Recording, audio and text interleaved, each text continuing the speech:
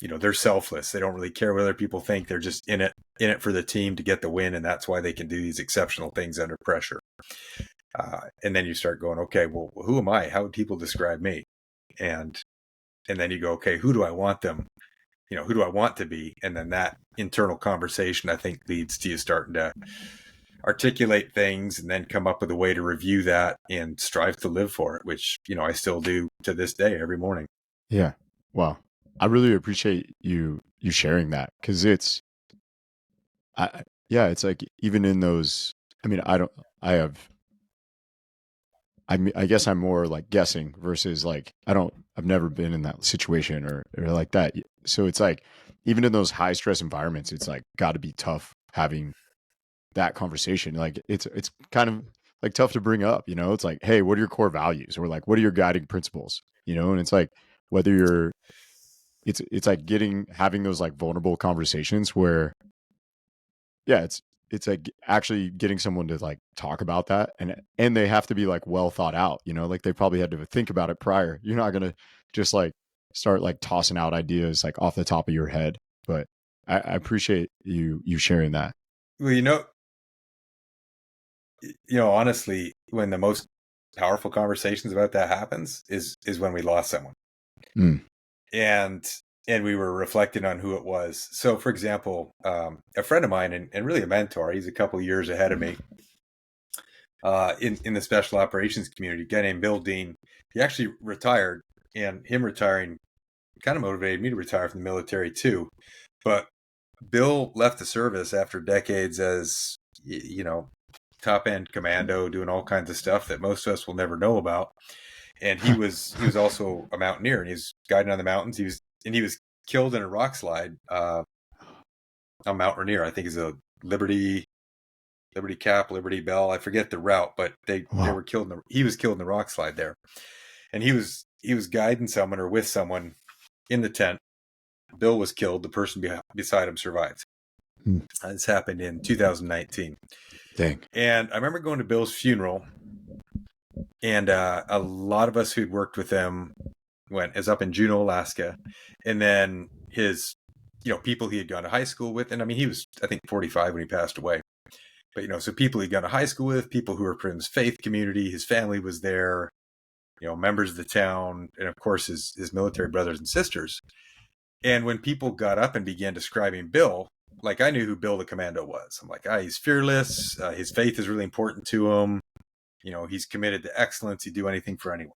And then I'd listen to his friends who grew up with him in high school describe him, and his brothers describe him. And it's the same guy. He's like, oh yeah, Bill was the one who would like always push us, but also kind of support us. Like, he's the one who's like, yeah, let's paddle this island tonight and go hike up this grizzly infested hill and camp and make a fire here. He was the guy who was pushing the limit, but he was also really good at what he did, and he would do anything for anyone. And his pastor described his faith, and I'm like, yep. I saw that same person. That wasn't Bill on Sunday. That was Bill every day. His family described his love. And I'm like, yeah, I saw a version of that love. And I saw him talk about his family when we were overseas. And you start realizing, like, this is someone who, faith, love, discipline, excellence, and adventure was core values of his. But it was, if you talk to Bill, I don't know if he would have said that.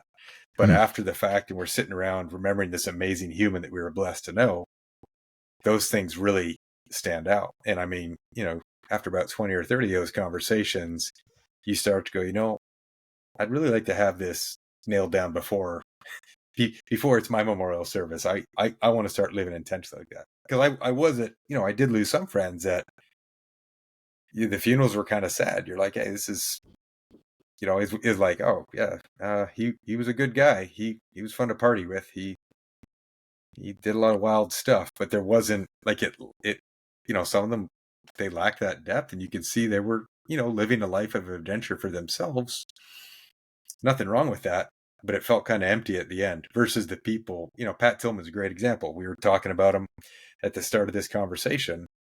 That's someone who lived a purpose-driven, value-based life. 20 years later, his legacy carries on. Yeah. Wow. That's someone who had that nailed. Yeah. Dang. I really appreciate you sharing that, because that's heavy. I mean, you hear that I mean, you even hear that practice of when people are like, "Oh, write your own obituary," and then it's like, are you what you write in line with what like with what you're doing right now? But that's even like even what you just shared is, I mean, that's real life versus like just this practice of rewriting your own. Yeah, it was interesting because in Seven Habits of Highly Effective People, which is a book that, changed my life. I read it on a 22-hour flight back from Afghanistan.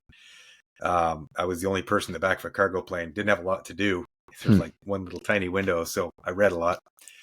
And, he has you do the funeral drill in that. That's one of the things. He's like, hey, you walk up, it's a funeral. Oh my gosh, it's yours. Who stands up and what do they say? And Stephen Covey walks us through that to help us identify our values. And I think it's a valuable exercise if you really go all in on it.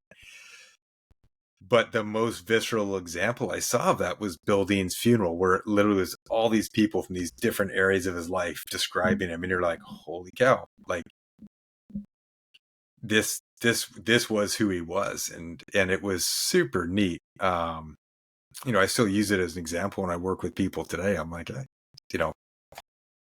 it's a good mental exercise, because I think the biggest illusion a lot of us have is that we have time, right? It's funny. If I said, hey, I'm going to take $1,000 from you, Bryant, you'd probably karate chop me in the neck or, choke me out. We watch our money, we try to save $5 here, $10 there. Oh, I can get a coffee $1 cheaper at this place. And yet time is the one resource that we start with a finite amount of, and you can never get more of it. And yet we tend to lose sight of that. We act like we're going to live forever. And, we kind of forget to live that purpose-driven, value-based life that, hey, if today's my last day, can I go, I'm good with that. I live my purpose today. I was who I wanted to be. I think most of us forget to ask that question.